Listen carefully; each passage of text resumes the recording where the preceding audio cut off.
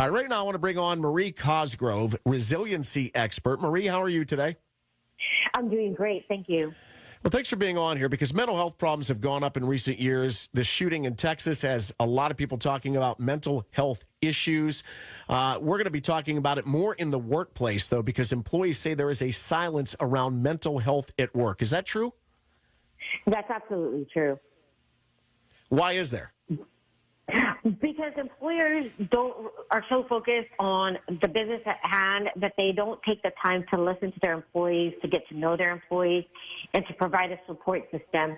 And not only the employees, but the employees' family. For example, I have an employee who her son has mental health issues, so I've given her flex time in order to be able to be adaptable as a leader and be able to give her that time that she needs to assist her son and get him the help that he needs. So as employers, it's really critical that employees know that we're there to support them, that they have resources available to them. And if you don't have these resources available to your employees, you risk something terrible happening. And we've seen things happen in the workplace as well in the news in the past. So it is critical for employers to pay attention to what's going on with their employees, to listen, not be judgmental, and make yourself available for your employees to discuss these things. Marie, do you think most people worry that their boss or coworkers will lose confidence in them if they, say, take a mental health day and it's known? I believe so. I believe that there's some stigma that comes with it, but there's a way to navigate it so that the employee doesn't feel uncomfortable. So, for example, you can let your employees know, hey, we have these resources available if you're stressed. So you can use words like if you feel stressed, if you're feeling overwhelmed, we have these resources available. If you need some time off, let me know. I'm available.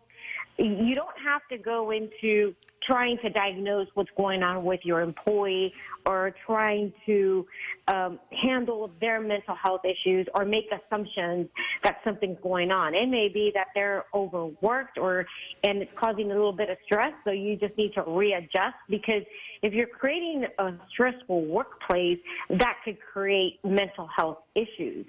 So it's important as an employer, as a manager, if you have employees, to listen to your employees, pay attention to what's going on, make yourself available, let them know that you're accessible, and also, most importantly, make sure that you're okay and that you're not overstressed, because if you're overstressed, that's going to pass on to the employees. So you need to make sure you're taking the time you need for yourself as well. Talking to resiliency. There we go. Expert Marie Cosgrove right now. She's an award-winning speaker, author of Greater Fortune, Essential Lessons from the Entrepreneur Who Bought the Company That Fired Her. You're also the CEO of Balanceback, the world's leading manufacturer of diagnostic and treatment devices for dizziness, concussions, traumatic brain injury. Do you think, Marie, allowing people to work from home 1, 2, 3 days a week will go a long way toward easing up these mental health issues at work? Absolutely. Absolutely. And what we've done in our workplace, we've taken it a step further. We've actually done a 4-day work week.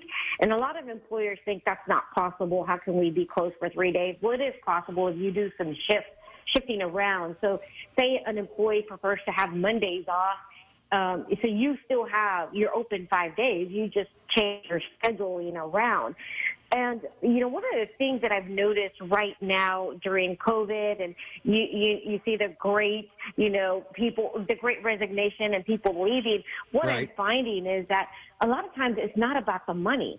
It's about people are recognizing, I want to spend more time with my family, because with all of this loss, with COVID, and now with the shooting, people they value family time. And so if you're not open with your employees, and your employees may leave, and it may not be for the money. It may be because I want to be able to go to my son's football game. I want to be able to take my daughter to soccer practice or to gymnastics. And so that is key right now, is making sure that we're open, we're listening to our employees, to what their needs are, what are their passions, what is it that they desire. And you may be able to fulfill that, and that will not only help them improve their mental health needs, but also build loyalty so that you can have, a resilient workforce, and that's key. All right, Marie, thanks so much for coming on and giving us some advice. All right, thank you for having me.